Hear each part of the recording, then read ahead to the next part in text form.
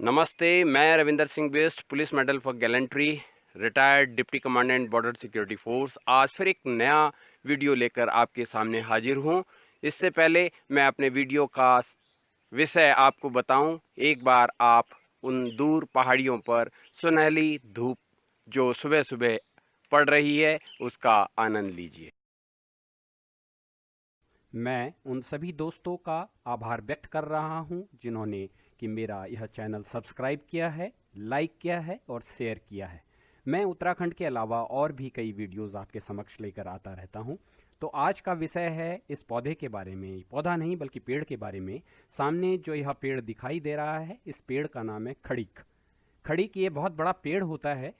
इसका भी अगर आप डायमीटर देखें तो 3 से 4 मीटर का डायमीटर है और ये लगभग 100 से 150 साल के बीच का ये पेड़ होगा।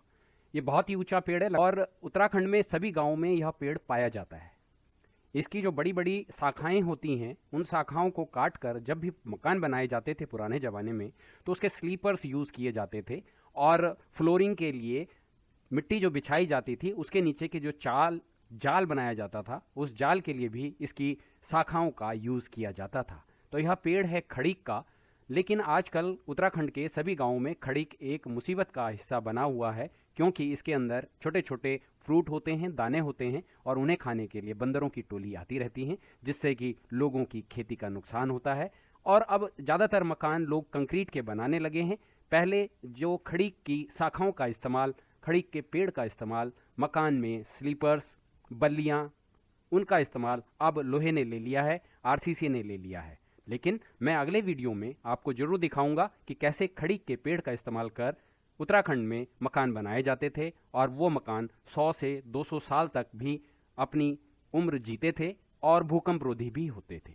इसके अलावा उत्तराखंड में एक और चीज होती है, खड़ीक के पत्तों को अगर जब गाय, बकरी और भेड़ के नीचे बिछा दिया जाता है, तो उनके गोबर के साथ में मिलकर यह खड़ीक के पत्तों की अच्छी खाद होती थी, जो कि ऑर्गेनिक खाद होती है। और अगर आप देखें तो आजकल ऑनलाइन ऑर्गेनिक खाद खरीदी जा रही है। लेकिन मैं यहाँ एक ढेर आपको दिखाने जा रहा हूँ कि पहले गांव में घरों के ठीक सामने लोग अपनी गाय का गोबर या जो भी जानवर होते थे उनका गोबर, बकरी की मिंगण और मुर्गी की भी बीट सब मिला करके रखते थे और उसे ऑर्गेनिक खाद के रूप में अपने खेतों में फैलाते थे। लेकिन अब लोग गांव के किनारे इसको बेवजह ही बेकार फेंक देते हैं और इसका कोई इस्तेमाल नहीं हो रहा है।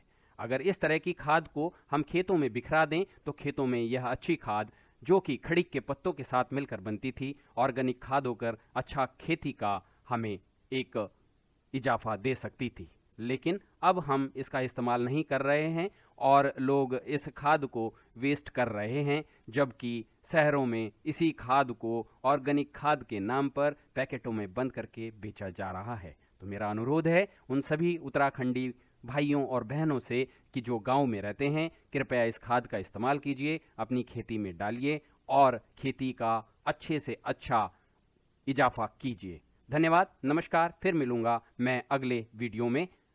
तब तक के लिए आपका दिन शुभ हो, आप समृद्धि आपके घर में रहे और बनी रहे खुशियां चारों ओर। और एक बार फिर आप जरूर आइए उत्तराखंड में मेरे साथ अगले वीडियो में। धन्यवाद, नमस्कार, जय हिंद।